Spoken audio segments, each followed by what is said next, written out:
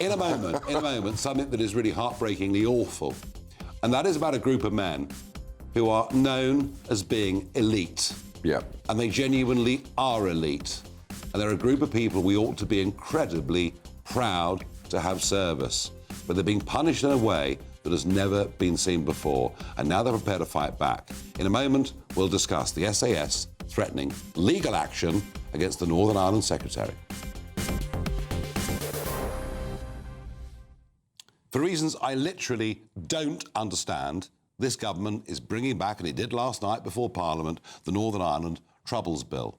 What that does is to keep open a whole series of potential legal actions against British soldiers going back literally 50 years and more.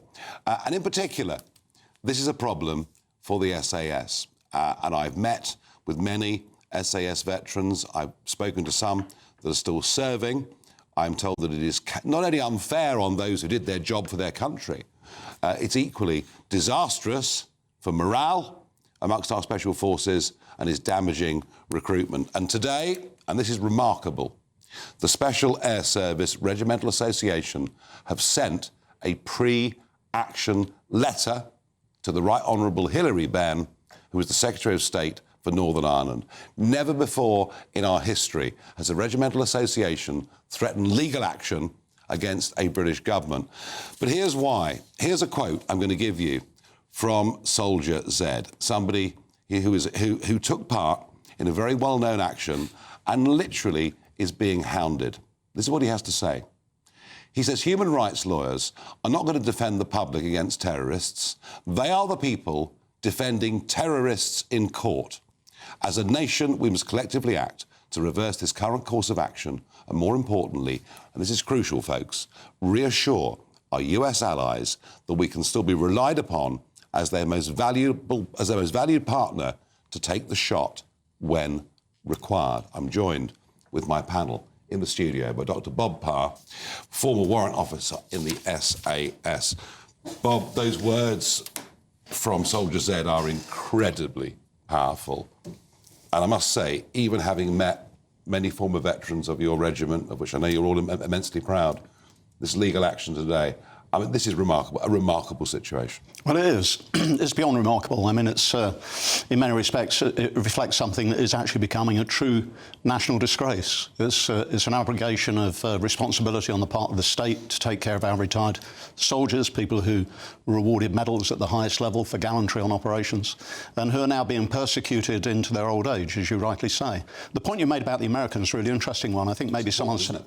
Yeah. I think someone said it to you before, is that compared to Tier 1 American Special Forces, the United Kingdom is at parity. It is the only thing in our entire defence establishment that is level with what the Americans do. So potentially dislocating that relationship is crucially important. It's an issue of national security. But you mentioned about morale. With the regiment, well, I think the current regiment, probably its morale is still high. They still have high operational tempo and all the rest of it. But they are increasingly concerned. That's reflected in the numbers that are leaving, the numbers that have left. But what I can say to you, and what I can say to your audience, and what I can say to this nation on behalf of those people who are being persecuted, is that they are disappointed, disillusioned, and absolutely furious. Absolutely furious. I can't say I blame them. And Kwasi, sure, what we're seeing here, we've actually seen the Irish government using the Human Rights Act, or the ECHR, sure, part of the Human Rights Act, to take the British government to court. The Irish government insistent these persecutions continue. Sure. And let's be honest for once, shall we? All the Semtex bombs, all the terrible things these guys had to go through, all of that was harboured in the Irish Republic, and yet here we are bowing down to them. Yeah, so they're clearly playing politics on this issue. They've got an electorate, some of whom, not all, a minority of whom are very, very anti-British. Yeah. And this is clearly a way in which they're going to try and shore up their vote with some voters. The tragedy in this instance, the shame, is that the British government isn't defending British troops. We're essentially dancing to the tune of the Irish in this respect. Yeah. And we're forgetting the sacrifice that our soldiers, people like Bob and his comrades, have made over decades. And the other thing I would say is that, the last thing I'd say is that the SAS our special forces are second to none in the world. we're proud of Globally, they're very, very well regarded. And for them to be pursued in this way in our courts it's unbelievable. is incredible. Now, Hillary Benn, the government argue, Morris, they've got 6 workable protections that are in place on behalf of our veterans, on behalf of our former soldiers. But somehow the Labour Party doesn't seem to care about this. Well, I certainly do. That's what I want to say, and I'm in the party. I've met Bob before. I've done 2 days with the Special Forces. I've met with them, and I absolutely support you, and I absolutely support them in this campaign. This is by no means over. What this is all about is the same old thing.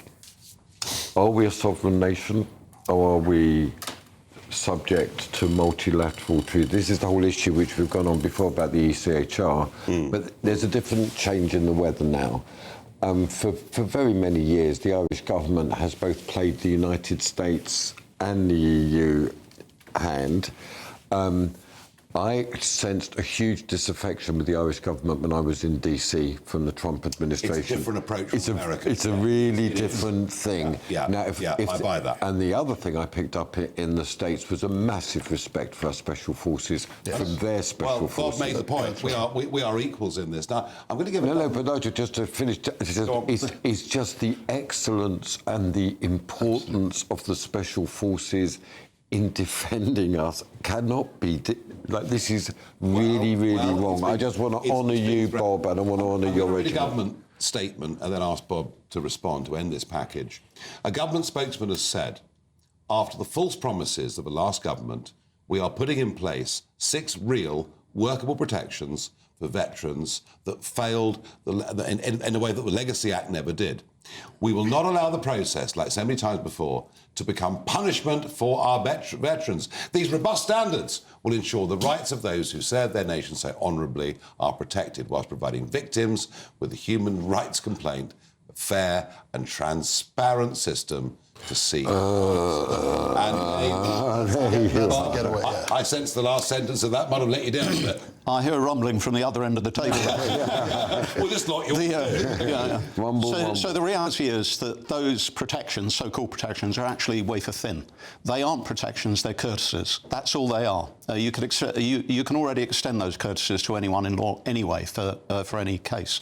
So they are wafer thin. But what I do recommend is that the government refers itself to the letter that's just been published, or the action that is likely to be taken by the SAS Regimental Association, because they're willing to work with government to shore up those protections, and there are positive suggestions in that action. We need to actually work alongside this administration. We need to actually make this thing, if it is going to become law, it needs to be absolutely robust. It does need to afford protection. And here's one for Starmer. I haven't heard the Prime Minister engage in this at any level. No. It's about time he did. This is an issue of pressing national security concern. It's a question of national honour. It's time for Number 10 to step up to this and actually address it directly. Do you know what? Absolutely. I think that sums up this whole debate. Bob, well done. Well spoken. And honour to you. I'm going to make sure that sentence or two goes out on social media, is seen by millions, including the Prime Minister.